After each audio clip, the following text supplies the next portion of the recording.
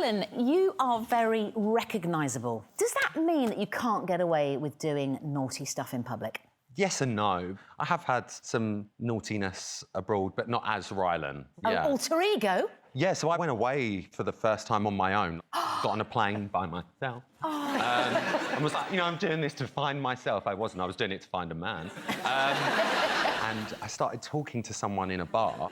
This guy was like, what's your name? And without even planning or thinking, I went, Joshua. And he went, oh, nice to meet you, Joshua. What do you do? And at the time, I was going through a divorce, so I just went, I'm a family lawyer. So for 3 days, I was Josh, the family lawyer, and I got away with it up until the last night when I met some of his friends, and we all went for dinner, and I just heard, oh my God, not Rylan! British hen party ruined it. Do you know what? I am so starstruck, it's unbelievable. Is it me? No, it's him.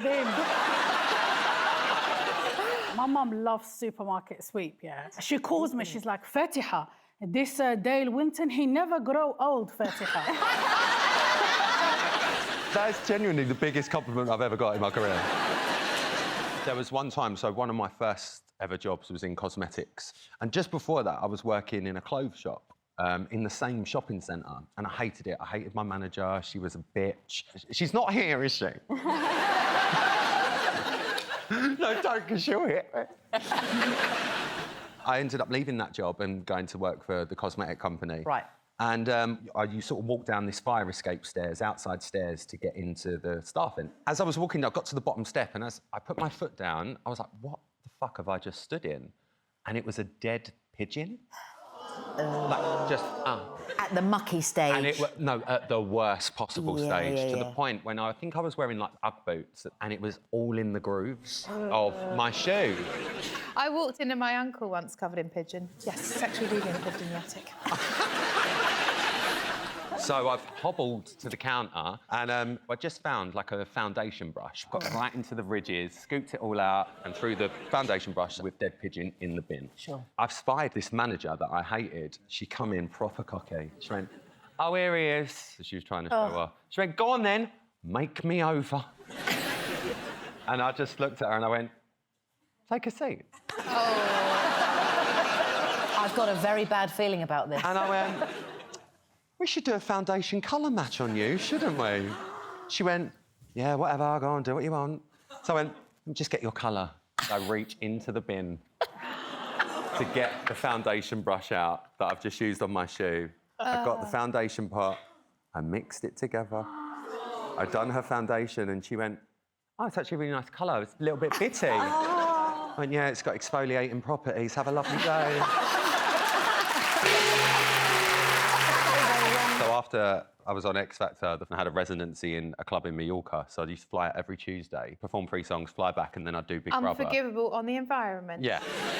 I had the residency on the Tuesday, and another pop star had the residency on a Wednesday night. And the club owners, I was talking to them, and I was saying, like, oh, what's that person like? And they were saying, absolute prick.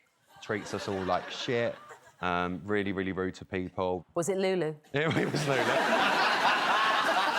You go to. And every single week, he would have the same bottle of whiskey and only have 1 drink from it. 1 dram. So on my last night, I decided to find said bottle of whiskey after I'd had a few drinks. I topped it up myself. I used my penis. Was it whiskey? It was whiskey.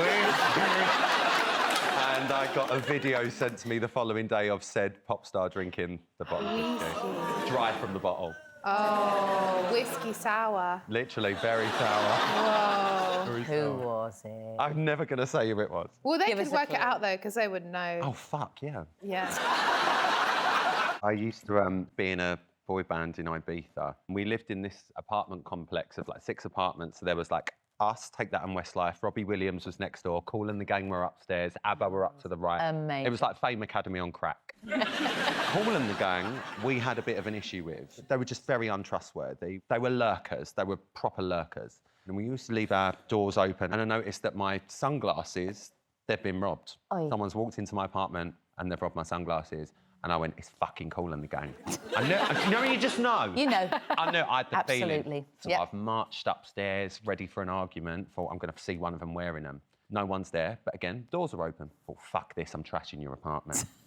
So I walked in there, I turned everything upside down. The telly was on the floor, I was fuming. Were you So- singing Kool and the Gang songs How was that? as Do you did it? remember? No, I was really going to Earth, Wind and Fire. I was that petty. I remember getting a bottle of Fanta Lemon, obviously you're abroad, out of the fridge and poured it all under their beds because I knew they'd get ants. Like, that's I was fuming. And I chucked it all down. I've gone downstairs and I thought, fuck yeah, like that.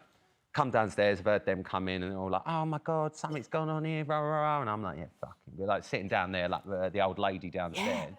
2 days later, found him down the side of my bed. Did you apologise? Absolutely not.